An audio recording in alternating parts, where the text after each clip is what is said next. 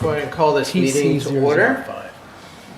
I want to acknowledge Malcolm online. Hey Malcolm, how are you? Can you hear us okay? You're on mute. But it's... All right, how's this? There you go. There you go, Malcolm. Nice. And I think there's a procedural thing we have to do with Malcolm here. But before we go there, is there anybody else online? I think we had another registered attendee. Jocelyn? Okay. I think it's just any motion, we have to roll call. Yeah, so if we motion, so normally we kind of all just say aye, but with Malcolm remote, we have to just say our names and then say aye, right? Do we need to also do the verbal roll thing? Didn't we have to do that once? Where we all say who we are and present? I don't know. No,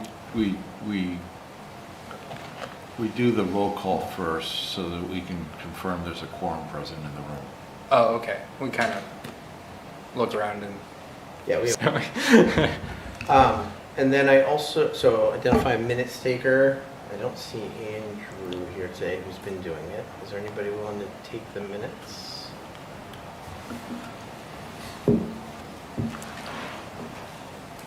Everybody jumps at once. Please don't make me do it. I have to be the microphone person, Mike, and ask you to move your mic closer okay. to you, Mike. Thank you. There we go. Lots of mics there. Oh, I see Andrew. Okay. He's coming. Okay, We're saved. I'm gonna table that for a second. Table that for a second, and then, yeah, I recognize we have one guest in the room. I just wanted to see if you wanted to introduce, I can't see you. I just want to see if you want to introduce yourself and say hi to the team. Yeah, I'm Sophie Goodman. I'm the sustainability. Oh, you're here in person. Yes. Oh, awesome. For some reason, I was thinking to be online. Excellent. All right. I cannot present online.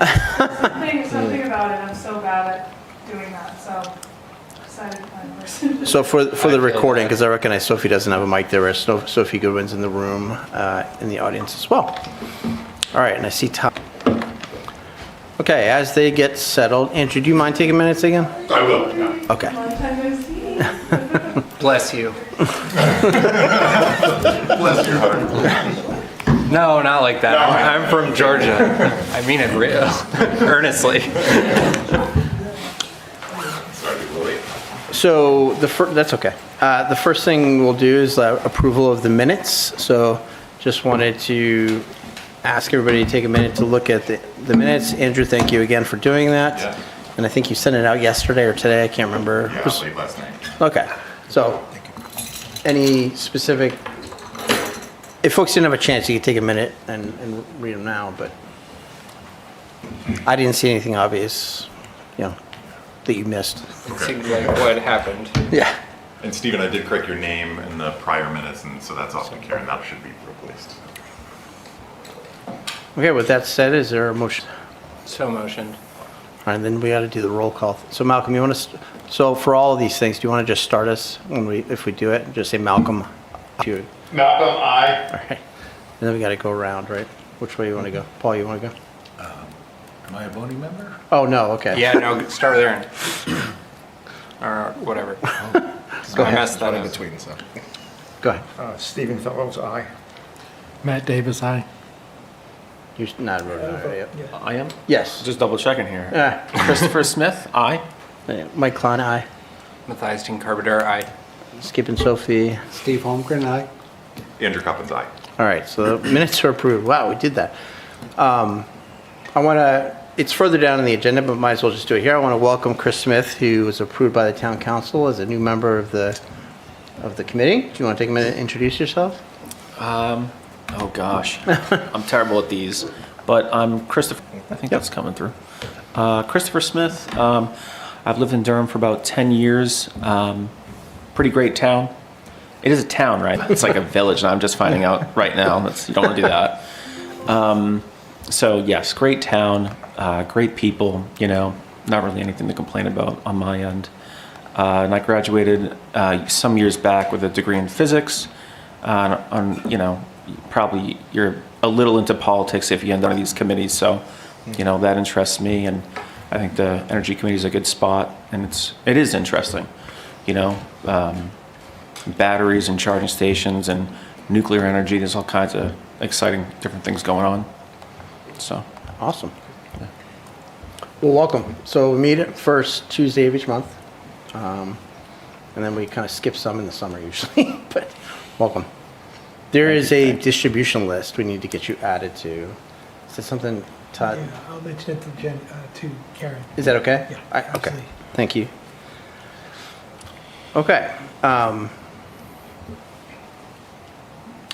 So I wanted to call out the next meeting, March 3rd, and again, correct me if I'm wrong here, but I believe that's when we vote for the chair position and now the vice chair position. So I just wanted to give people a month's notice, right? Get your campaign started if you want to be, in this role.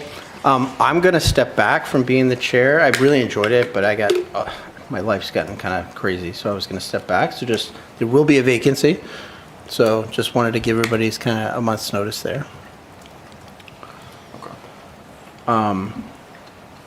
All right, and then we get into open the discussion.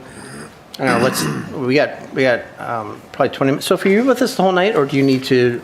But I would prefer to be towards the. Okay, so I'm going to rearrange things slightly here, and I'm going to go to the presentation. We'll go to you right now. Okay. sounds good. So I'll pass this over to you, actually. So I'd like to Have introduce, an adapter for this. from Is it right Mac. there? I can grab it. Thank you. I want to introduce Sophie, our fellow. I mean, you can introduce yourself, and yeah. I'm Sophie Goodwin. I'm a sociology master's student at UNH, and I've been the fellow since May 2024. Thank you so much. And I've been working on the climate action plan. It was passed November 3rd in the town council, or technically the week after, right? Because we forgot. But yeah, so since then, just been, trying to fix things up for the future. And just wanted to show you guys what I presented on.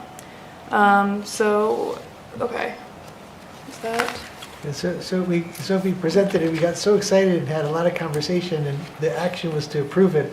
We forgot to approve it. So It looks great. And I was like, am I good? Am I good? And then I just left. So, yeah, it was approved. Welcome to government. Yeah. It was approved in November. So I'm just going to give you guys the same presentation. And if you have questions, I'll try to answer them as best as I can. So if you could, real quick, and Todd, Yeah. you might, just the climate action plan, right? So like Durham initiated the initial climate action plan 10 plus years ago. That wasn't Sophie though, right? Or was it? do you want to put on it? Or do you So Or is it in your slide? It is. It's the cool. original one, it's not in my slides. The original one was 2022, right? And then this is the second one, and this one lasts till 2030. Gotcha. And that wasn't me, that was somebody else, Yeah. past Somebody fellow. before. So I've been here since 2024, and I'll be here until May. So just trying to set stuff up Yeah. for after I leave. But yeah, And then a lot of the work of this committee is driven by the climate action plan. I'm oversharing because we have a new member and, there's. no, it's So, appreciated. Yeah. So a lot of our work is driven by your plan. So I appreciate you Yeah. coming in and showing an update. Yeah, I'm curious to see what you guys think. Okay, so just to start, what is a climate action plan? Again, this is for the town council, so I'll just go back through it again. But it's document strategizing greenhouse gases within and reductions within a community. So mitigating and preparing for future climate vulnerabilities, not so much adapting for.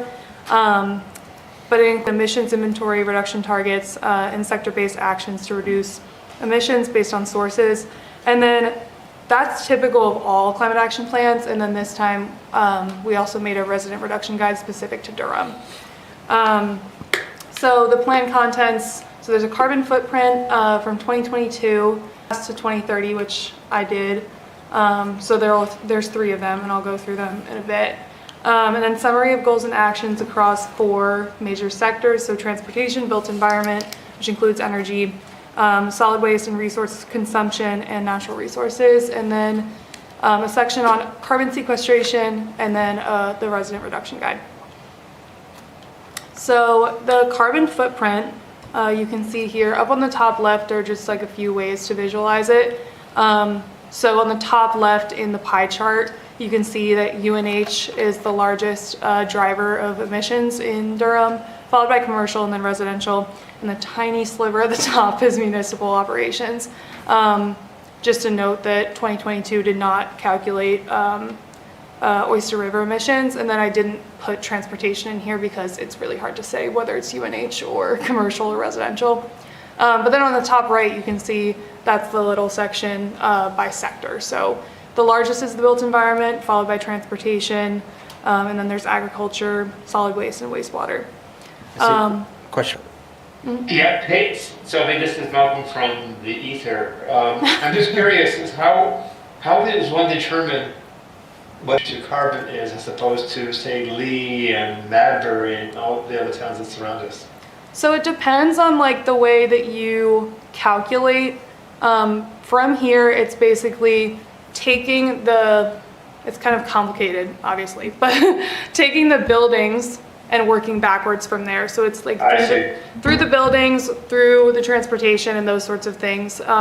There's not like a cloud where we can see, like, point to it and say that's Durham, that's Durham's carbon, whatever. So it's through, I forget the exact word for it, but it's like origination emissions.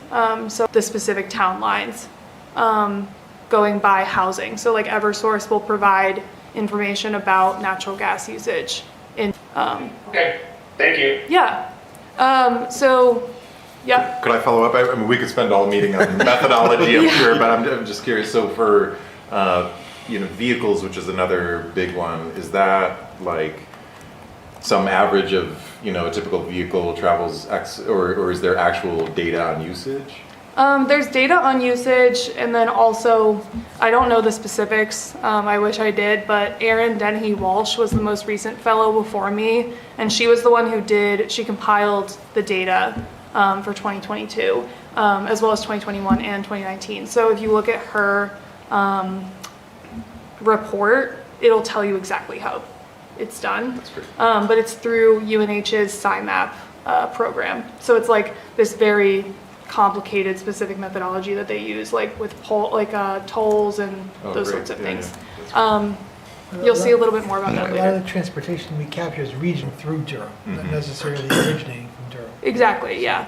So it's like within town lines, and trying to figure out exactly how to solve that is difficult. All we can do is really address how people who drive in Durham, who are from Durham and drive elsewhere, how they choose to, drive. And that's about all we can do. But yeah, so the bottom left shows you per capita emissions. So that's just another way, apart from all the MTCDE, which I'll get to in a second. You can see that Durham has the lowest per capita emissions. I just compiled a few: Portsmouth, New Hampshire, and the United States. And Durham is at 6.2 metric tons of carbon dioxide equivalents per capita.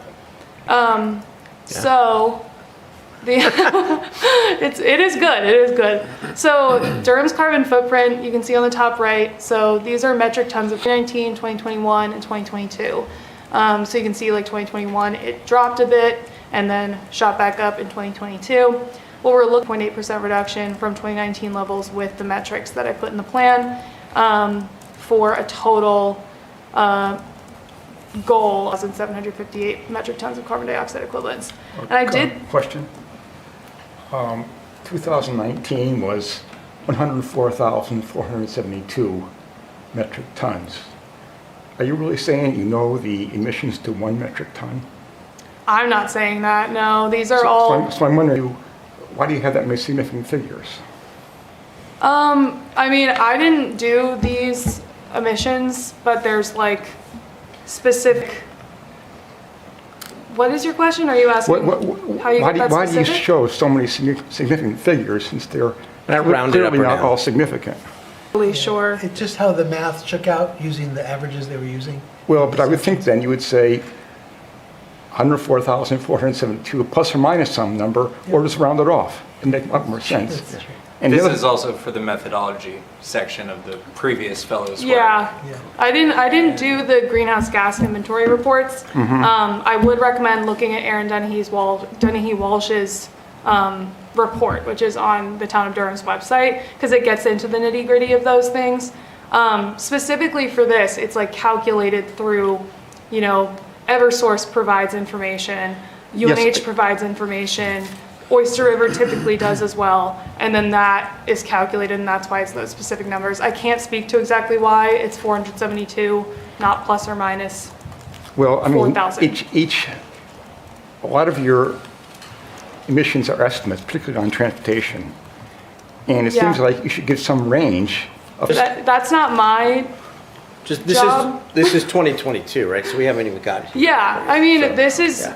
also the science keeps changing. So Yes. within the climate action plan, we do discuss that it's not an exact science. yeah, because- I guess I wish you put in the report that somehow indicate it's not exactly that, but there's an approximation involved. Yeah, my job is basically just to take what I've been given through the greenhouse gas inventories and use that as fact to work into the Okay, plan. Yes, yes. Because I'm doing the climate action planning side, I'm not doing the greenhouse gas inventories. Speaking directly to the methodologies, I can't do that. And I Yes. can't, you know, exactly figure out why it's 472 and why it didn't say that it could be anywhere between, you know, 90,000 and a million, because it could Yes, be. yes. But that's not totally my thing here. It's just the climate action planning aspect of it. Yes, This and is also, still your first slide, right? They're also not her Second, yeah. numbers. If she changes them, she can be accused of manipulating the data. Yeah. no, I understand that. I guess my question is more general towards the format of the climate action plan. Yeah, this is background information before I get into what I have done. So we're only talking about what, in this meeting, we're only talking about what you have done? Is that the purpose of this meeting? I think we got it, Yeah. right? We can move on? Yeah, I would say go to. Okay, all Well, right. but, The point in, I've noted your point in the minutes, I think we should move on. yes, but also, do you weather normalize? What? Do you weather normalize? In other It's words, also not part of her project. Yeah. Let's let her present her project. okay, Okay, so this is a 42.8% reduction from 2019 levels. I was gonna say normalizations for these, which are, the 2022 number is equivalent to like 22,000 gas-powered cars driven for 1 year, just to give some sort of normalization for that. Could I just note, we had planned to bring on a fellow in 2026 to update our carbon footprint for 23 and 24. Yeah. But it was a very challenging budget season, and we had to make a number of reductions, and the fellow funding was one of them. Yeah. So we won't be doing an update in 26. We'll have to wait till 27. Move on. So these are my forecasts to 2030. So the first one is business as usual, which is no reduction measures are undertaken. It would be a decrease by 22.5% of 2019 levels, which would largely be attributed to reductions in carbon intensity external to what's happening in Durham. So what Eversource or Unitil forecasts as their reductions for the future. So going into the focus areas for this plan, there's transportation, the built environment, solid waste, and resource consumption, and natural resources. So for transportation, the description of our overall goals here are to promote a range of public, active, and low-emission transportation. For the built environment, it's to promote energy efficiency and conservation in buildings and providing a green and adequate supply for future demand. And then solid waste and resource consumption is to reduce and divert waste, conserve resources, and support a local and sustainable food system. And then natural resources are to protect water and other natural resources, especially green space and public land. So to get into transportation, these are the goals, the supporting actions, whether it's mitigating or adapting, these are all mitigating. And then the mitigation potential by 2030, which you can see the calculations on the top right, based on forecasted estimates, and then co-benefits. So whether it supports jobs and prosperity alongside equity and justice, environmental quality, and health. So you can see there's a good amount of mitigation potential within transportation. Blocks of text, but this is the public and active transportation and improving infrastructure section. Kind of just to summarize here, this is the promotion of public and active options such as Wildcat Transit, Amtrak, bike share, and walking. So basically marketing, education, collaboration with UNH, the Complete Streets project on Madbury Road, partnership with UNH and Amtrak, and then supporting a Federal Transit Administration funded renovation of the UNH and Durham train station, and then providing advocacy for the university's transportation grant applications.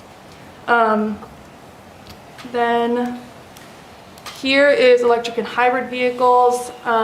So here basically just promoting EVs and hybrids, supporting installation, adoption, and ownership, tracking purchases, collecting public input and hosting events, and then supporting the university and police department hybridization and electrification. Can I just note here for a future, on our agenda, is discuss town council with our recommended input, right? I believe on the 28th of January. We'll get there, but I think it's important to, in the climate action plan, there are clear goals and objectives laid out. Okay. Okay. Yeah. I just had to ask this, but so there's a lot of promotion and encouragement. Is there a measurement phase or a measurement proposals on how to track effects? I know that we chose wording specifically based on whether it's like supporting or financially supporting. So we're trying to figure out, like, one of my projects, I think, before I leave in May is to figure out exactly how to track these in terms of progress, especially while I'm gone. So if anybody has ideas on that, I really appreciate it. But I'm trying to figure out the different ways that we can, because before I've been doing like Excel spreadsheets, but I'd like to do something like a dashboard or something like that that can be updated. Also, yeah, like EV3 is Yeah. like really important for that. right, yeah. Right. And then also just because we won't have a fellow in the future, a lot of the responsibility does fall on or move towards committees, and helpful to have something specific to track progress on those things. And maybe that's something this committee can help with. Yeah, So that would be great. amazing. Okay, so next one is the built environment. So you can see again here, this one is the largest chunk of mitigation, which you can see with those hands holding the earth. So I'll get into those now. So for this, basically, what this is saying is continuing to promote increased efficiency and low emission powering of structures in the community. So educating and providing resources on energy efficiency and renewable energy to residents, prioritizing the CPCNH and solar expansion in the town, and then facilitating creation of affordable, climate-ready, and energy-efficient housing types. And these are all in the plan in a easier to read format than this. Question on that. Why don't we include embodied carbon in that? I mean, that wasn't, again, I don't think it was calculated, but in the future it could be. I think that is a much more difficult and time-intensive and effort-intensive aspect to try to figure out embodied carbon of every single building. But that's all I know But about I mean, it. it could be an initiative to promote low carbon buildings without actually measuring it. Yeah, yeah. All right, anybody else? Okay. For solid waste and resource consumption, there's not as much reduction potential here as you remember. I think it was like 1.8% of the total inventory, but there is still, some space to make change. So under here, it's continuing to encourage waste reduction across sectors in the town. So encouraging minimization of waste and consumption, promoting composting programs, supporting the local food system, farmers market, and local producers. So note this. And then natural resources is the last one. This is, again, sequestration potential, which I did write a one-page summary of what sequestration is and how it helps in the plan. Basically, what a climate action plan is trying to do first and foremost is figure out how to reduce the amount that actually is emitted, whereas sequestration helps when it already has been emitted. So it's best to have like a two-pronged approach with that. So for this one, continue to prioritize quality and quantity of green space and nature in the town, prioritizing conservation and preservation of green space and sequestration potential, as well as prioritizing recreational opportunities, high-quality trails and habitat, and then sustainable landscaping practices. So with that, main themes are that significant reductions can only come from a commitment by the community.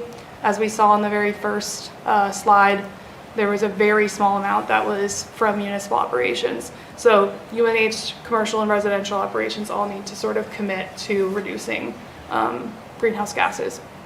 And then biggest reductions will come from energy efficiency and electrification of structures, which would be about a 12.9% reduction if all, is included. Electric vehicle infrastructure would reduce by 4.6%, and expansion of renewable energy would reduce by 4.5%. And natural resource protection is critical, as Durham's forests and trees sequester about 29% of community emissions annually. Just a question about that. As a forest matures, doesn't it sequester less and less carbon each year? I know that this was done, I believe, was it Lisa? Lisa did, and then based on, I updated it because I believe it was 26% when she did it a few years ago, and then Durham has since increased acreage of green space and trees, so it increased by about 3%. As for like the maturation of trees, I'm not totally sure how that relates to the science, but Lisa's report is also available. It was a generalized study. We didn't go out on every parcel to take specific inventories of the quality and the age of the trees, but they used sort of cover mapping to see density. But you are correct, as a forest ages, it becomes less efficient in holding the carbon or absorbing. Okay. So this is the second forecast. The original one was the business as usual without any measures. This one is a 36% reduction from 2019 levels. And then the next slide, I'll show the reduction measures that would be associated with this. So this is a moderate to conservative estimate of reduction measure. So from here, it would be a 5% reduction in overall vehicle miles traveled. Electric and hybrid vehicles would represent 12% of overall VMT, and this is by 2030. So that is a conservative estimate for Durham. 8% solid waste diversion through composting, active transportation, 6% of population, and that includes UNH students, which again, this is a conservative estimate.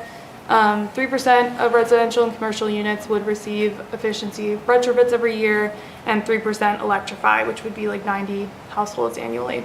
80% of new construction would be electric, and then Clean 50 would become the default option in Community Power Coalition partnership, and enrollment would be moderate. Do you remember the percentage of enrollment that would be? I think that it was 40%. Oh, 40% enrollment is all we would need for moderate? 40% at 50%. Gotcha. Yeah, and this is like, basically, you'll see in the next section, that is like, maximum what we would need for the 42.8% reduction. So this is just reducing all of them by a bit to make it more conservative or realistic, depending on your level of optimism. And then this would be the strong reduction to meet the goal, which is 42.8% reduction of 2019 levels by 2030. So significant reduction, a strong commitment by the entire community is represented here. And then these measures would be a 12% reduction in overall vehicle miles traveled. EHVs would represent 22% of overall VMT, which is accurate to federal estimate of what would be accurate in Durham. And then 10% solid waste diversion through composting, active and public transport primary mode by 10% of the population, and then just slight increases from 3 to 5% on efficiency retrofits and electrification, so 145 households annually. 100% of new construction would be electric, and then Clean 100 would become the default option in the Community Power Coalition partnership. I forget exactly what the number is for high enrollment though, so I'd have to check back in on that, which is it's in the plan somewhere. Okay, and then last thing is the resident reduction guide is at the very end of the plan. You can see some of the options here. It's basically just Durham specific initiatives for how to reduce your personal carbon footprint. So taking the Downeaster, the Cat Tracks bike share, composting at the transfer station, going to the farmer's market, the swap shop at the transfer station, various trails, electric charging, and then there's the solar panels you can see on there. So these are just sector-based initiatives and programs in Durham to reduce your emissions or impact on the environment. So that's it from me. If you have any questions on anything specifically in the plan, I can answer that. Again, answer to methodologies of previous fellows. But yeah. Do you, so the three options, you know, maybe this makes me a pessimist, all right? So only option 3 reaches the target, or not option, what did you call it? Not option Forecast 3. Forecast 3. Yeah. Right. Yeah. So actual community will at this Yes. point to get there. Yeah, 42.8% is a very strong reduction. And that was done, what, in 2022, right?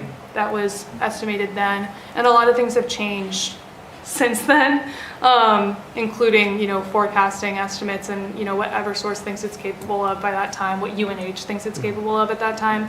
What I forgot to mention is that a lot of this also hinges on UNH reaching its goal, which is to reduce scope 1 and 2 emissions by 50% by 2030. Are they on track now? Do you know?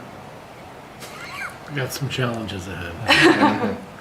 Well, we definitely do too. But I think because the 22%, so it's 22% is the business as usual, 36% is moderate, and 42.8% meets the goal.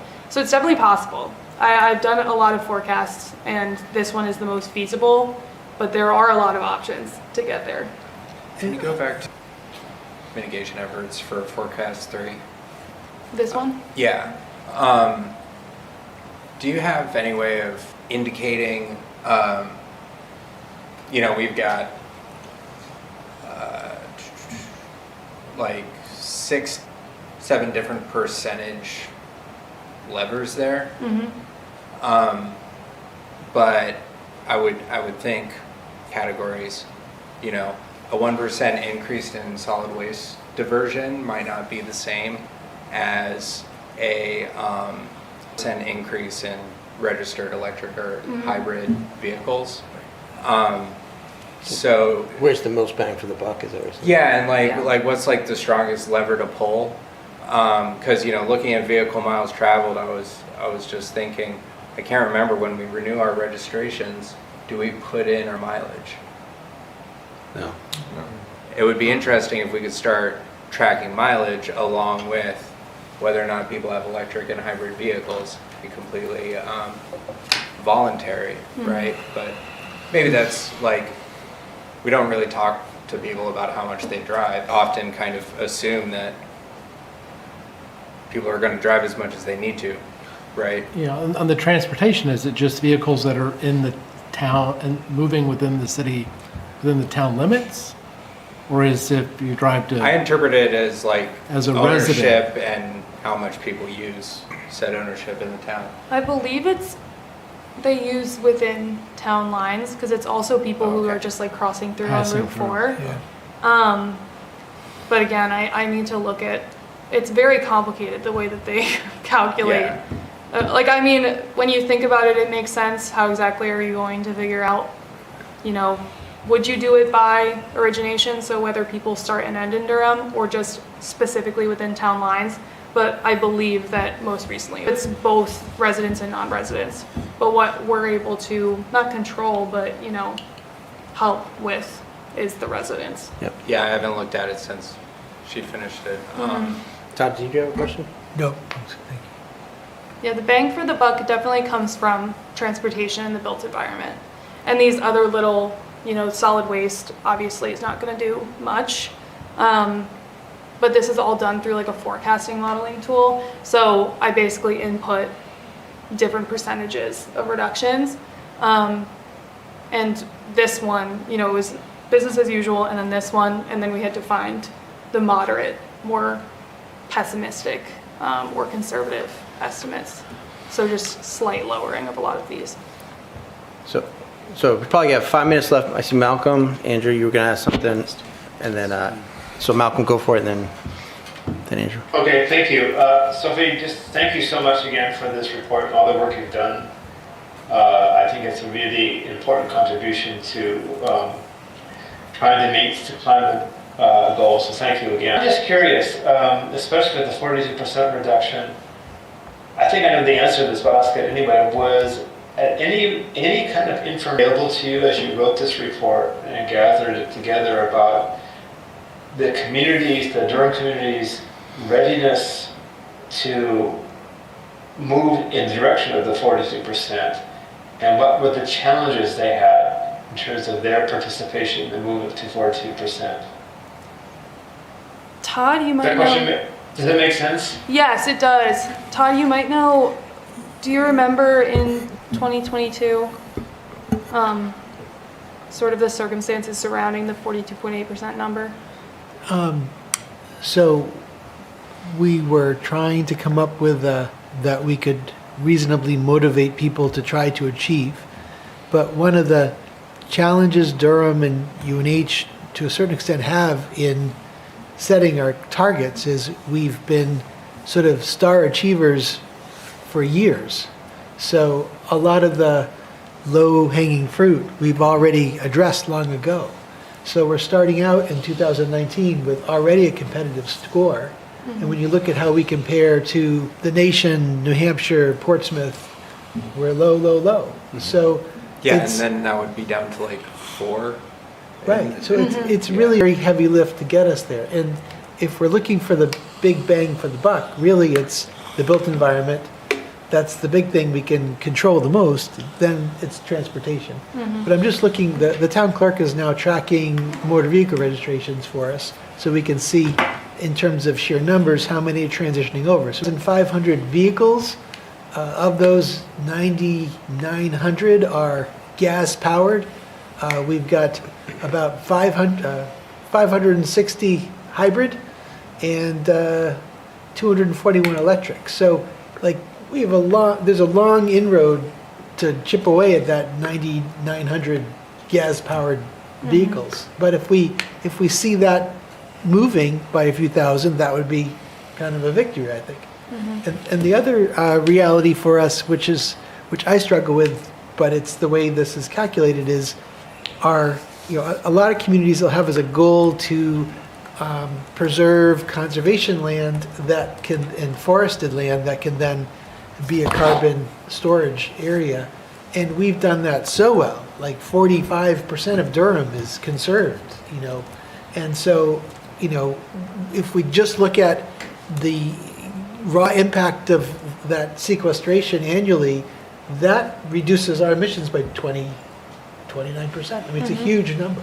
But we're not allowed to calculate that because, there could be a fire in one of our forests and then we could lose it. But we're doing really good work. I guess that's the message. Totally. With trash collection, our Integrated Waste Management Advisory Committee is working really hard on encouraging recycling, doing pilot programs with composting. Now, the council just approved fully contracting out for curbside collection with a volume-based system that's intended to incentivize people to recycle, because there's only going to be so much room in your bin for non-recyclables and so our hope is that will push more people toward recycling. But when you look at the raw data, like trash reduction is a very small part of the percentage. So it feels good, but really it's built environment, for us, I think.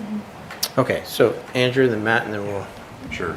I'm just curious about the potential impact of COVID that might be reflected in the data. So a lot of people went fully remote, partially remote, et cetera. I mean, you kind of get credit for that for reductions without anybody really having to decide they wanted to do that, So was that significant enough to sort of be reflected? Do you see any sort of way? I think you see it in the 19 and Yeah. Yeah. 21, and Yeah. then it pops up again. Right. I mean, Yeah. that's a bit of a challenge. Yeah, right If that's right, that's a bit of a challenge because we're then maybe thinking that we're doing better than we are, or changing more behavior than we actually are. Yeah. I mean, I guess if people stay hybrid or stay fully remote, then you get to sort of savings. But actually, I mean, we've been seeing this. I mean, people are kind of going back to the office a little bit, and Right. I think sort of Durham might be a place where you see a lot of that shift, right? A lot of people in knowledge work types of jobs that could potentially be remote, maybe going back. Right. So I'm just curious about the fluctuation. Yeah, the one thing I did find, so a lot of the, pretty much in its infancy, but at least it's a lot of it is federal or regional, and the vehicle miles traveled, even in 2024, hadn't bounced back nearly as much as they expected.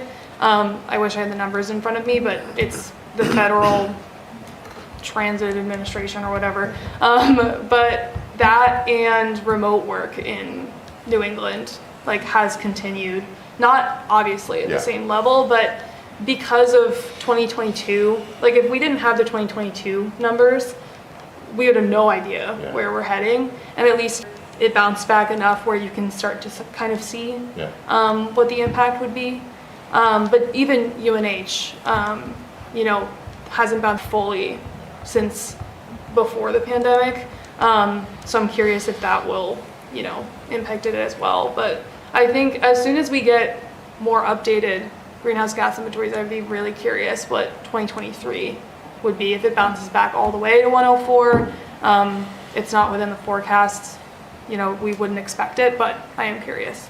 But we don't have the specific data. All right, Matt, did you have a question? Steve had a question? Oh, sorry. Well, I had a question, actually. That chart is a good, so UNH is a big chunk up there, and UNH is a separate entity that, is not part of Durham town in terms of political, control or whatever. So is our climate action plan, does it include UNH? Does it not include UNH? Since we don't have any control over what UNH is able to do, and yet it's in our score, have you looked at all about breaking out the two separately, so that we're just scoring the town on the town's stuff? There are issues with jurisdictions, like you said, the town of Durham can't make decisions for UNH. But the thing we did try to do to address that is partnership with UNH. So you'll notice in a lot of the metrics and a lot of the goals, it says partner with UNH on this, partner with UNH on that, support UNH with this. So for example, the town of Durham wouldn't really have as much public transportation or active transit as it does without UNH. It wouldn't really have as much, sustainability. I'm here because of UNH, so when you think of things like that, there are, positives. It's difficult because, so there's the greenhouse gas protocol, which is basically the rules that are set about greenhouse gas inventories, and with institutions you can't separate. So you can separate municipal operations, you can separate Oyster River, you can separate commercial to a certain extent, but you can't, when you're doing a town-wide greenhouse gas inventory, you have to have all of the institutions within it. Yeah. And the plan, On the bright side, though, when UNH starts mothballing buildings, that's going to be a big win. That's true. I was subject to that. right. And UNH probably drives down the per capita emissions piece Totally. as well. Oh, yeah. You get on a residential campus, you get a lot of people added without a lot of movement. 100%. Isn't their reduction goal larger? 50% instead of 42? It's 50% of their scope 1 and 2. Oh, scope which 1 and is- 2. Yeah. So all of the, When you dive into the numbers on a per capita basis, UNH is so much lower than a Durham resident. That makes sense. Yeah. I'm going to move us on unless there's any, just because we do have a lot left on the agenda. But was there any, I have one other question for Sophie and Todd related to the agenda, but on this topic, was there any last pertinent questions? Just to respond to Stephen's comment about UNH, the plan kind of looked for ways to partner with UNH on collaboration. So, for example, the Downeaster had an initiative, and we worked with Steve Pesci just last week and sent him grant dollars to help promote train travel.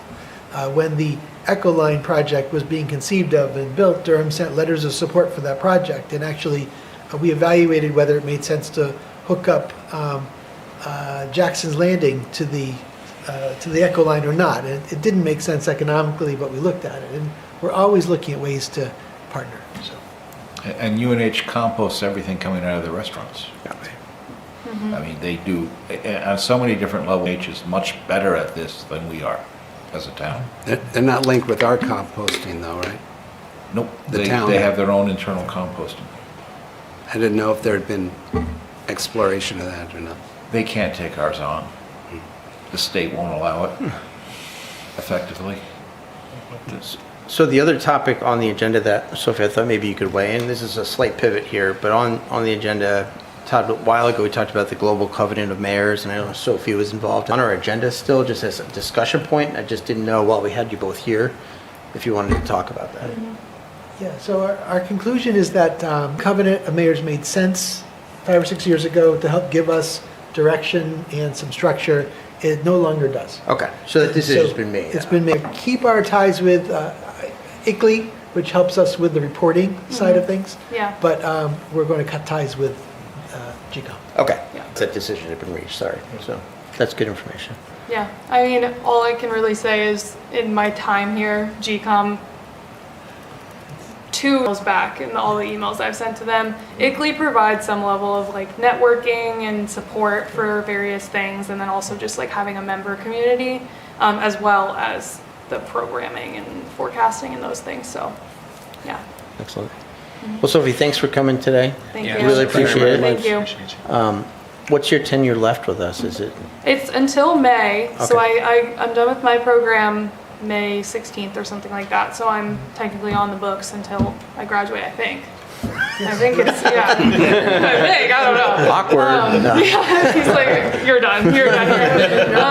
But yeah, I have, it's sophie.go.edu if emailing is necessary. I'm going to be updating the website a little bit more, the Sustainable Durham website, just to reflect the CAP. I'm working on my thesis this semester, so I'm a little busy, but then towards the end I'll be adjusting and working on planning for when there's no fellow anymore. So for when Sophie leaves in May, there's a gap, Yes. right? And then hopefully in 27, we'll pick it up. So Steve, like some of your questions and whatnot, like we could capture those and give it to the next fellow. This is a crawl, walk, run type of process as I see it, like it's evolving. Yeah, it is. Yeah. Okay. Excellent. thank you. Thanks again. Appreciate you Thank you coming. so much. Thank you. Okay, I'm going to pivot to the IR cameras. I'm going to go back up to administrative items. And Matt, if you want to hand out your Malcolm, you won't be able to see them. Could be enough. Yeah, sorry, Malcolm. So just a quick reminder, towards the end of 2025, we had a budget to buy some IR cameras. We spent a portion of that. I think they were like 250. I don't remember exactly. We had a $2,000 budget. We spent like $600 or $700, not even. We bought 2 cameras. Matt had it, and this is kind of some feedback session and some interesting finds, I guess, right? Yeah. So just walking through these images. So the camera will produce a normal light camera and then the thermal image. The top ones were done in the dark, so the regular is not useful. I mean, when I did this, I was struck by, we had a fire going in our wood stove, which is clearly warming up the chimney. And then, and some of the things to note is that there is a red symbol. That is the maximum temperature that the camera is picking up, and that sets the color scale on the right. So that brick was 66.1 degrees Fahrenheit. And then the green symbol, which is up in the very upper right of that, was the sky, and that was the minimum at 22 degrees Fahrenheit. The center dot is the temperature that's reported in the upper left. So in that case, the brick was 45 degrees Fahrenheit. What's X2, X1? That's the magnification. So Yeah, it'll do that's zoom. 1x, 2x, and 4x. Okay, and E is the emissivity? Yep. Yes, and I didn't change that or do anything with that. On the right is kind of a door that we know is poorly insulated, and this is evidence. The blue to the right of it is a light switch, which looks like it could use a little bit of insulation. Light switches and electric sockets. lead. Yeah. Yeah, huge. So Put that in my tips. there was It's like everywhere. There was some unexpected behavior. So on the left of the second page is a pic of day in daylight. So the camera records the 2 pictures for each one. And the weird thing here is that the lowest temperature was recorded as minus 21.9 degrees Fahrenheit. So I'm not sure what it was, picking up something in the sky, outer space, or something. I don't know why it did that. So something, and then I went to our neighbor's house to see what his house looked like. It also was minus 21.9 was the minimum. So I don't Consistent. know if that was a setting I don't think I messed with the settings on the camera, but something probably to keep aware of because it really distorts the scale.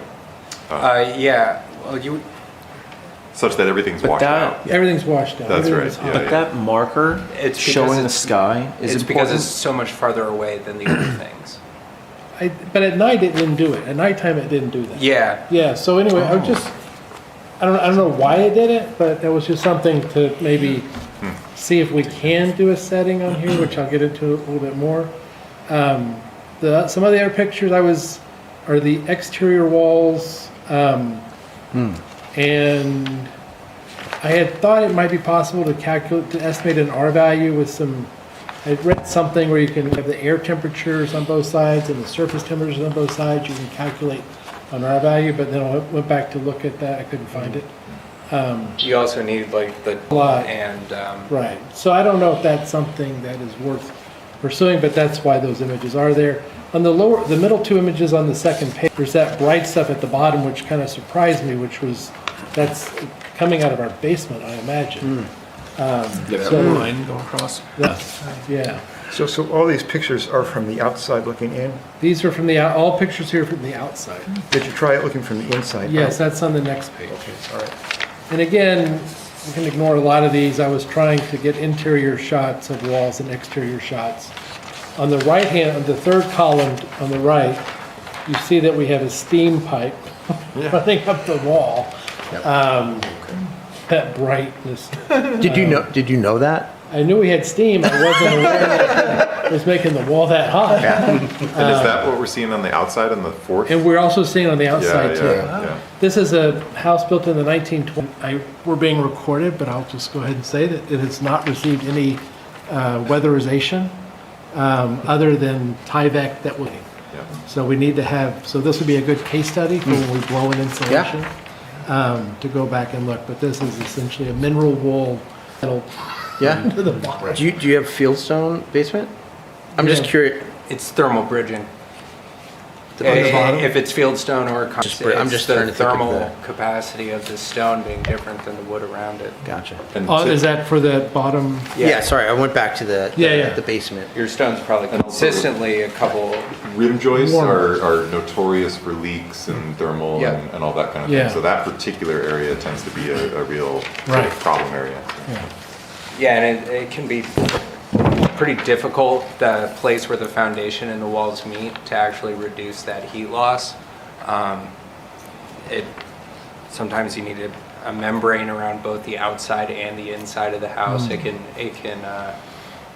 require a bit of engineering. You'll see that on like most houses, especially if they're using So on the lead last. framing. Oh, go ahead. Yeah. On the last page, the manual that's provided with this thing is essentially non-existent. But there's a lot there's going on, and so I just took out my phone and took some pictures of the different screens. They're a lot darker here than they were. But We want to try to do this, but there's a way to access the menu, and so on the left, there's the measurement. You can have do the spot center, which what I had, so the white is always at the center of the image, but there may be a way to use the cursor to move that. The view mode is IR, but you can see that there's other view modes that are possible. I didn't mess with that. There's a palette. You can change the color palette. And then the settings, there's a large list of things that can be changed. Yeah. So I think one of the settings is that we can set it back to the factory defaults. Yeah. And then in the system settings at the bottom right, there's, we can also clear the SD card. Yeah. I was going to ask, is the library, will they be doing that when Yeah. this comes in? They're going to Well, clear so the this SD is- card? Yeah. So I think I'm that's one of the things that we want to, Yeah, so I think because there's so many different things that can be changed, yeah. that we probably want to have it factory reset the SD card. So my plan after today was to take these and then bring them to the library, Yeah. check them in and put them in circulation so people can start leveraging them. That was my plan. With maybe some guidance. And again, we got to remember these are just going to be, I mean, there may be some power users out there, but these are largely just going to be people that want to grab the camera, point it at something, and see. I didn't include my pet picture. I was going to say, The only thing to note, The cat's hotter than the dog. I think the only thing, so I'm going to ask the library, like, will the factory reset it? Or is it just something that we put in the guide? Like, hey, if it looks weird, as a user, just factory reset it. Yeah. If you factory reset it, it's going to go back to Celsius. It's going to go back to metric. Right, so there's going to be some changes that need to be happened. So, and again, I think I'll defer to the library's discretion here a little bit, but that was my thought. Were these recommended or something, or how did we end up I did some research. picking these? And Yeah, you want to share more? I did some research, and they were a good bang for the, and this version for the price point has a removable SD card, so it seemed to be easier for people to be able to get the images without too much software overhead. Mine didn't work when I tried it today, but Matt said it worked. Getting out the SD card Yeah. and plugging it into an adapter. It's a micro SD card. So Yeah. you usually need it. If you'll remember, It does default, the factory reset is. keep it. Yeah. Oh, okay. Factory reset Fahrenheit for me. Yeah. Okay, all right, good. I had to change it at one point. It's Real just quick. usable. that's what I was wondering, because you found it, the manual was horrible. How ready is this for the library? Yeah, so I mean, what I was gonna say is I was just gonna write up some quick startup instructions and some quick how to get your photos instructions. Like take a picture with the trigger button, that kind of thing. It's pretty straightforward from there. Okay. Like without changing any of the settings, understanding the dots and what they mean, Right. Yeah, you can pretty much use it. If you remember, real quick, sorry, Jim Blau brought in the Flare, FLIR. Those are like many thousands of dollars, and they're Right. Wi-Fi connected and very complex. We were looking for something not like that, right? So this still has some complexity, but it's way less complexity. They say that there's software. I could not get it to work. I couldn't get it to interface with the camera. It was pretty, I think the software is. Yeah.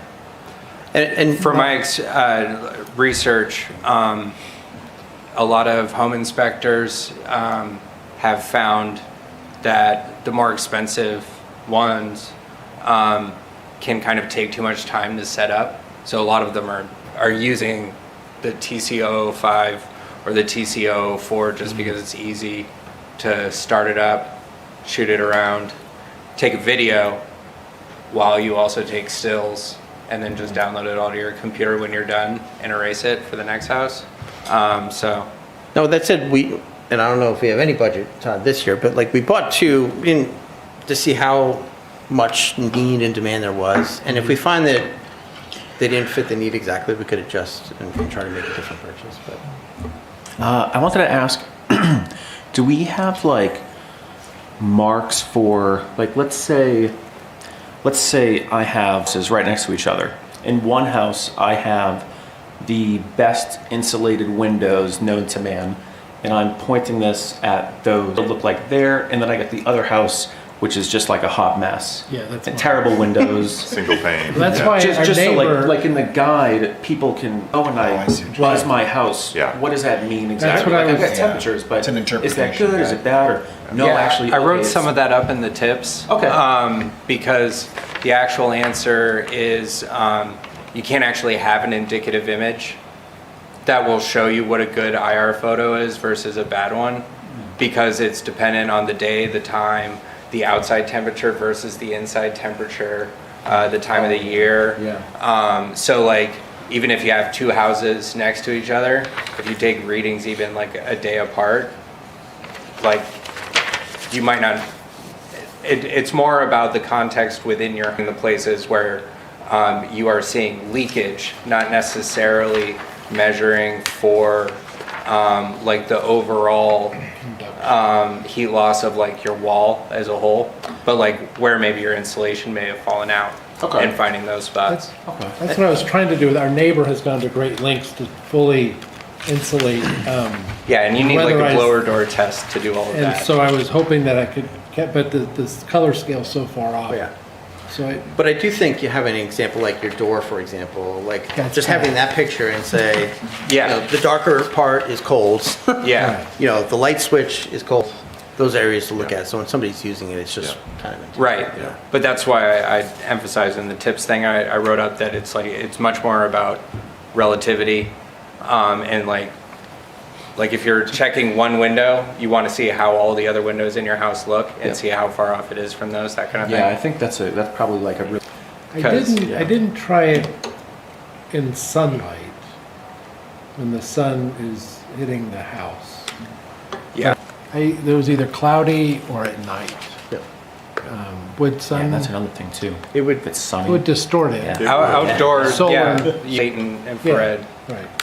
And that might be one of the reasons you're getting that like super low. That was during daytime. Yeah, but like if you have infrared all around you and you have one IR beam that shoots out like towards the edge of the atmosphere, Right. it might return an It indication. might just be like an of- error. Like that's the error Yeah. in it too. Yeah, because of depth of measurement. Yeah, yeah. All right, just to keep us on track, sorry. Do Yeah. you have more? Yeah. Did- Yeah. Did you Good say one. this also does video? Yes. Okay. So that'd be something good to put in your Yep. tips. And also, in your tips, if you could, outside looking in and inside looking out are both good strategies I, for different things. I wrote in there that you need to have at least a 20-degree difference Right. between the outdoor and indoor.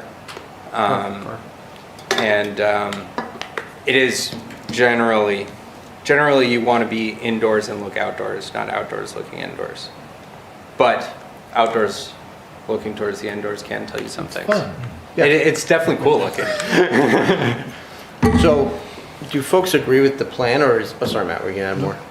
So again, the plan being take these to the library, or do two other people want to try to take them and? Yeah. I'd be happy to try it also and provide another person's feedback. Is that, and again, this is up to this committee, I mean, is that okay? It'll just delay essentially a month before. I would like someone who has a Mac to just verify that the SD cards work for them just as easily as PC. That's fine if it, Well, so, one, what do we want to do? Pass it around, or bring it to the library? Let's start there. I think we had pass some it people around is asked kinda to nice. try it I'd out. like to try one. I think Okay. Is that okay, Todd, for you too? Because the town bought it. So I just want to make sure. Yeah, we want to figure out how to do it, so pass Yeah. it around. Okay. I just think if you throw it out to the library, from what you guys have described, it could be a little shaky and people are going to come back and the And I can add some librarians. of it. It's a Yeah. Google Doc you put up, right? Yeah, and Okay, so I can you add guys can some- either add it to the doc or just send me an email and send me like thoughts and I can try to put it into the doc for you too. And I've got a recently built house, 2013. It was Nice.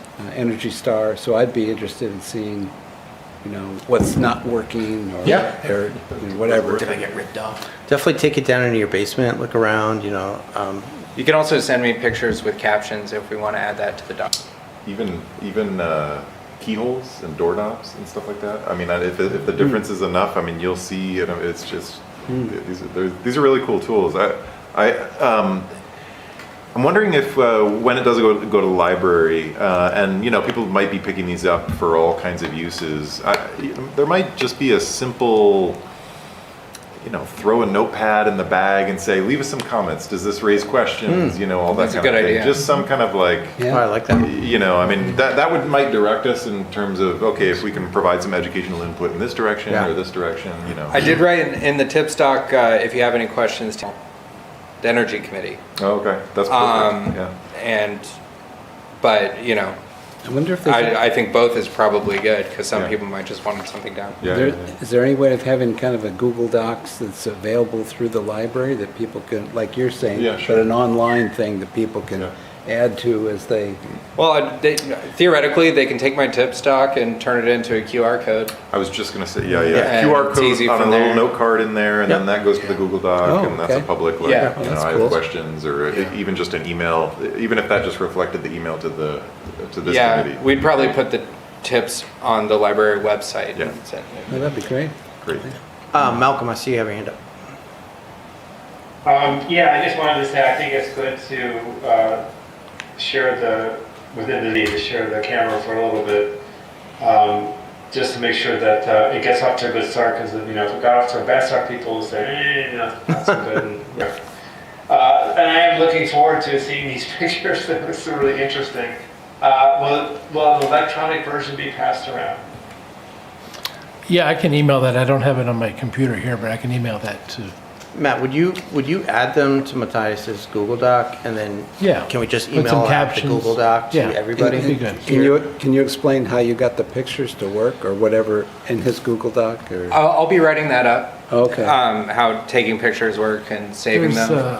But apparently that there's was a hard. micro SD card in here. Right. So sometimes you need a little adapter to get it. But then it just showed up as a drive. And there's a pair of images. So there's the regular light and then the IR. Okay. And when it comes to actually using it, you turn it on, you point it what you want, the camera will come up default to IR. It always takes a regular picture at the same time anyway. You pull the trigger and it takes a picture, and a little subscreen comes up and asks you if you want to save it or not. Okay. There's 2 pages in the instruction book that tell you what all this do, but then you kind of have to figure out from that point on. And if you run into anything, Matt and I have both found more online documentation about how it works, Oh, if okay. you want more in-depth instructions. But I'm trying to write up like a concise startup guide. Okay. There's a USB port on here. But I couldn't get it to do anything. Yeah, you have to download their dumb software, and Don't then do the USB port is supposed to do. So one of the things I was thinking about writing up is Don't do that. use the USB port to connect to your computer. Yes. Use the SD card method. And that might be something we need to get, is adapters for each box. Because I have dongles for days, but I'm not sure everyone else does. Yeah. Well, after I'd like to get into circulation and get feedback from people. Like Yeah. some people maybe will have them, some people Okay. won't. Well, as soon as I'm done playing with it, I'll send a note out. Yeah. So somebody else who wants the next will pass it around. Yeah, That'd be I great. hugged it for too long, so. Okay, so we got a few things. So we got 20 minutes left. We have activities towards our goals. So that includes CPCNH update, Steve, which I think you emailed out. Malcolm, an update on the UNH engagement, on student work, if there is anything there. And then we had some new business items. So, And me, say that again? I want to report. You want to report? Oh, I would like to provide a planning board report to the, Oh, related to the charging? Yeah. yeah. Yes, that's on there. I have it listed as new business, but, Very good. okay. So let's, 5 minutes, is that good? I'll try. I'd like some feedback. People can give me feedback outside of the meeting, but the big thing with CPCNH is it's the next rate period. The rates came out. Our rates are above where Eversource rates have been set, like 3 cents. And so that's obviously not a fun story. And so what I tried to do is I sent this out. Todd, I know we were going to try to do a Friday update, so this is potentially a draft of a Friday update. the last paragraph is the table rates, but up front, I try to go through, why are the rates higher? What's going on with CPC&H, et cetera, and what are the things we're doing. So the basic takeaway is, because of bad winter last year, some basically Reserve, bad bets, reserve, yeah. bad bets on energy prices. We depleted the reserves, build up our financial reserves, and so you have a question. Well, do we take a hit, raise the price a little bit, build the reserves up faster, or do we prolong the pain and just build the reserves up more slowly, try to get the rate closer to Eversource? And the decision was we want to be healthier, faster, and we may have to bite the bullet. And so the rate, there's like 2 cents to replenish the reserves. The target is to have the reserves replenished by the end of this year, but substantially in 6 impact. Now, why is it important to have reserves? So CPC&H is a startup. We've been building reserves. Event that depleted them, we were doing pretty well.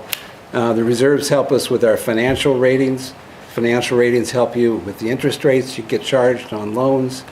We have to have financing because the way this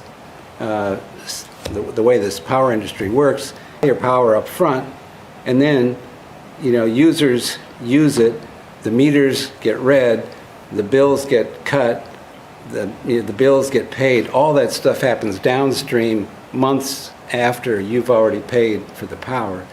So until you have a big enough reserve to absorb these different flows, we end up with finance charges on revolving credit loans, essentially. So, and those interest rates, are higher when your reserves are not as robust, et cetera. So it's kind of a vicious cycle there. So we really feel for the financial, strength of the company, it's better to do, a little bit painful, now, so that we get out of the hole faster. So that's the basic message we're trying to get across. But the other things is also trying to make sure that people understand that we have long-range plans, beyond just replenishing reserves. It's a startup, so we have a bunch of stuff that we had to do as a startup that we contracted out because we don't have expertise for a lot of these things, as a startup. So we have been relying on a couple of main contracting houses to do the specialized work, simulations, forecasting, the power contracting, and billing support. So over time, CPC&H is going to be migrating more of that stuff to permanent staff and internal, and that again will help bring down our cost and our overhead. So there's a long-term plan, which is again going to be bringing down costs. Then there was a chart which you may have seen before, which is hard to just show you guys this way, but back in 2000, when CPC&H first came on the scene, the different rates of the different utilities were like all over the map. They ranged from like 26 down to 14. The competition in the marketplace has drastically brought down prices and narrowed the variability in the prices since CPC&H has come on the scene. So we don't think that's an accident. We think that's, due to the fact that this marketplace is becoming more competitive. So we're not the lowest bidder all the time, but our actions have helped bring down those costs and save money for New Hampshire residents. So we good story, although, we'd like it to be better. The other thing is we're advocating for clean energy projects in New Hampshire. The Poverty Plains, which is a project that Encore and CPC&H are building, is moving along well. Yeah. You said you had a great celebration out there. Yeah, it was awesome. And today we were today we were pestering utility to put in the poles. So it pretty much all the racking's done. I believe all the panels are up. Targeting is still July? Or? Yeah. The official energization date that I have in my project management schedule is June 18th. And really, a lot of the work has been done. The next stage of the build is kind of the more difficult commissioning and making sure the transformers and the inverters are all talking to each other and are talking to the utility, and then getting the safety testing done before you can actually energize it. Great. When do you think it'll be operational? June. June 18th is the day we have. So Great. Maybe on the next meeting, we can have an update specifically on that, because that might be of interest. That'd be great. And we're going to be a participant. Yeah. Yeah, we're a big customer. Dover's a big customer. It had to be a municipal customer because of the regulations or whatever, but yeah, so, yeah, I talked to some Definitely. people on their energy committee. That was fun. yeah. So I think this is another indication of, this is the kind of thing that CPC&H is bringing to the table, and we want to do more and more of that, helping make projects like this happen. In contrast, I was kind of shocked. I was looking to see, is Eversource doing anything? I found that Eversource owns and operates 22 solar generation facilities in Massachusetts. Yeah. None in New Hampshire. Yeah. Paul, So- I think he had a question here. Yeah. No, well, you had asked for comments about that. So it's a nice information paper. It doesn't belong to Friday Updates. It belongs on the community power page of the town's webpage. Okay, that'd be And another. what Friday Updates, you simply have a pointer to A pointer it to saying, it. hey, we know Yeah. these are concerns. Yeah. Here's the full write-up. Good. Boom, right over to it. I like that. It's much easier to do that than to try to, yeah. Yep. So, Steve, do you have a sense of the market share that CPC&H has in terms of customers or energy delivered? In terms of New Hampshire, Percentage, yeah. I think, I should look it up, but somehow 40% is in my head. Oh, But I don't know if that's 40% of communities, 40% of population. customers, right, 'cause 40 I'll have to look up a number, but we're the second largest supplier of power in New Hampshire. I know that for wow. sure. Congratulations. it's really cool.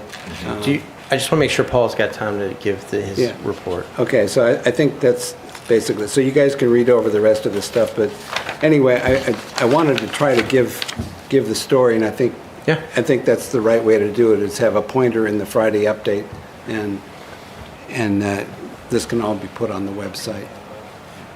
Thank you so much. Okay, thank you, guys. And I'm sorry I missed the last meeting. I know there were a couple questions. I know there was one about why does Clean 100 have biomass in it and stuff like that, and I can talk to you about that, but it's all based on what New Hampshire renewable energy, and biomass is considered renewable, so. So I'm going to, it's not a formal motion, but I'm going to table everything except for Paul's update here. So unless there's anything, so this includes, I know, so somebody added CPACER. We're not going to talk about the EV charging reports tonight. Is everybody good with tabling those things? And that means you got 10 minutes. Is that cool? Thank you. Yep. So the planning board feels that in the current situation in town, current environment, that updating our site plan regulations for the charging stations isn't a good thing to be pursuing right now. What we asked our council reps to do is to bring that back and use those as metrics for determining whether or not a project is meeting the energy efficiency for a 79E request. And they would use these as like the minimum standards to what you need to do to get council approval. it really boils down to, we have a couple of EV drivers on the board, and they don't even know whether, they were very uncomfortable even trying to mandate a particular level of charger, because they don't know where they don't feel like they know where the future's going, and to be mandating anything to be going into someplace when it might be economically unfeasible in the near future didn't seem like the right thing to be doing. As well as the current environment as we're trying to attract investment, and any type of requirements that makes us look a little less desirable than our neighbors. So when you put it all together, we thought the best thing to do would also as a 79E goal. We did appreciate all the work you put in. We liked the documents. We thought we just we're using it right now. I think that makes more sense. I don't think the exercise was for naught. Oh, no. I feel good about the work that was put into it. I'm glad it was helpful. I'm glad you guys were able to. We think it also fits in very well with the whole idea of we're encouraging it, we're not requiring it. Yeah. Which is, effectively what the state was asking us to do, right? Yeah. I think the only thing I would throw out there, so again, every organization has its role, and I respect the I always call you the town council, but the planning board, decision. I think we'll keep it on the shelf, right? And if the times change, it'll be a starting point for a future organization to pull it out. I do think, and Todd, I don't know, like some of and this is why I highlighted Sophie's, when she was going through the climate action plan. I wonder if we're in conflict a little bit. It's like, all right, we have a lot of language about promoting EV usage and those are the words in the climate action plan. And we're not really doing that promotion. Right? Yeah, I feel So like we just food talked for about thought. that partway through. Yeah. Us going through the EV. So it's just food for Yeah. thought, something to think about. I'm really proud of Durham and all the different things that it's done, but I'm just saying one could look at the two presentations, your report and Sophie's presentation, and see a conflict, right? So I'm just putting that out there. Yeah. You can go through the entire master plan and find nothing but conflicts. And it's the planning board's job to resolve those. Yes. Yes. Yep. Well, so good. Any questions? I would just make an observation. I know as they were tearing up the Hannaford parking lot, putting a giant trench from the power pole across the entire parking lot. I thought, God, it would be great if they put a couple of conduits in there but not my decision. So what I'm hearing is this is 100% about timing and not a lot of objections, or? Well, that and I mean, right, the word coming out of Detroit and all is that EV sales are dropping. They're seeing their projections of complete turnover by 2030 are like, no, not happening. Certainly from Detroit companies, Yeah. but not from Chinese. No. But I mean, a lot of it is timing. A lot of it is the messaging we're trying to put out there. Yeah. And as Todd was saying, we lead in so many things. It'd be nice to lead on this, but it's also just another potentially sign we put up. And I totally understand that broader context about wanting to try to, balance tax burden across commercial and residential, not wanting to disincentivize commercial and things like that. So, it might be the right move right now. Yeah. So, But like I said, that's why we are saying, let's push it as somebody comes in, they want to qualify for 79E, they got to do it. Which, do you mind just refreshing us on what 79E is? 79E gives them temporary tax break. It freezes their tax burden based on the current value, not the pre-development, as opposed to the development value of the property. Gotcha. For a number of years that's determined by the town council. Gotcha, okay. So, there's like 7 or 8 different categories they could qualify for. I don't know how the town council would do it, but I would imagine the more they qualify for, the more years they get. Okay. Correct. Things are of a much larger bucket than a few chargers would, so it can be rationalized easier.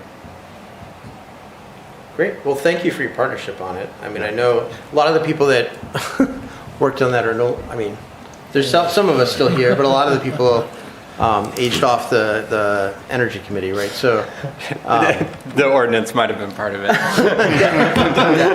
ordinances tend to do that. Yes, but it was an interesting burned a few exercise. And if nothing else, hopefully we educated and highlighted some different things, and for both the planning board and the town council. So Yes.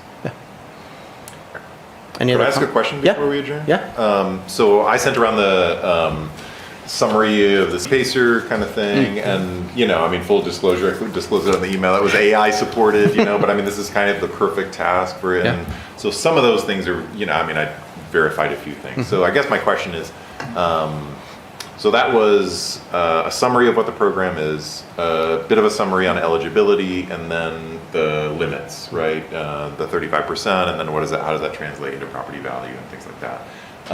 Is there, so it's fine to not talk about it today. I'm thinking that's useful just for sort of, so Matt and I are kind of digging into this. I thought a document like that might be useful for sort of future deliberation. Is there anything else to dig into in the meantime that would be helpful for this committee to talk about CPACs? I found a nice presentation by somebody at the NHBFA Oh, great, yeah. with Clean Energy New Hampshire on what this means for towns, how towns should look at it. Wonderful. And we might invite him to Oh, that'd be great. visit the committee. They have a model ordinance that's ready to go. It's here, put in your town name in here. I don't know if you've looked at that. No, So I think, Yeah, I saw that. yeah, so I think, I think a next step might be, Who was it? CNH who did it? Was it? it was one of the energy writer, a woman who was moderating, but the person was from the New Hampshire Business Finance Administration. So let's do this. So I'm hearing a couple future discussions, which is great. So CPACER, how much time? So I feel like, is that one a little bit more time sensitive? Because there's... We just want to probably recommend the town to endorse it sooner rather than later so people can use it. Is there a time deadline on it? No, there's not a time deadline. No, it's an opt-in. But it feels like It's the an next opt-in. meeting would be appropriate. That makes sense. And I wrote last week to Clean Energy New Hampshire to see if their circuit rider could help us to craft the resolution, to update our 2010 resolution to reflect the modern statutory language that we could then bring to the committee to review. Gotcha. And I haven't heard back yet. And it still isn't entirely clear what the town's role is. Right, that's Right. right. It's unclear. Right. Right. So what, 30 minutes for CPACER at the next meeting? The town's role is simply to opt in. After that, everything happens. It just gives the private lenders the ability to offer those loans within Within the that town. jurisdiction. Yeah. Yeah. But there's a connection to our There's- tax billing process. I do think there's Yeah. some And verification a lien- kinds of things. a lien yeah. process. So I was too, that wondering I'm if that, unclear about. that might not be attractive to developers if it affects their tax. Well, that's all based on whether you get your financing. One of the going through it, one of the biggest stumbling blocks is to get your primary mortgage holder's approval. They may not want you taking on a second loan, Right. right? Or you might have to renegotiate their loan because they're not going to get much. So, I mean, it's not something for the small investor to be messing with. So I just increased the discussion time for next, to 45 minutes. Great. But if the town is looking to bring in developers. And NHBFA's website's got a great page on Yes, it. it's great. So, Yeah. And maybe the solar, the thing you guys were just talking about, maybe we can move that to April. Yeah, yeah. Is that cool? All right. Is there a motion to adjourn? So moved. Second. All right. Eh? Wait. Oh, we have to roll call, right? So Malcolm, we good to adjourn? I'm Malcolm, I'm here. I approve Okay. Non-voting, everything. approved. Aye. Aye.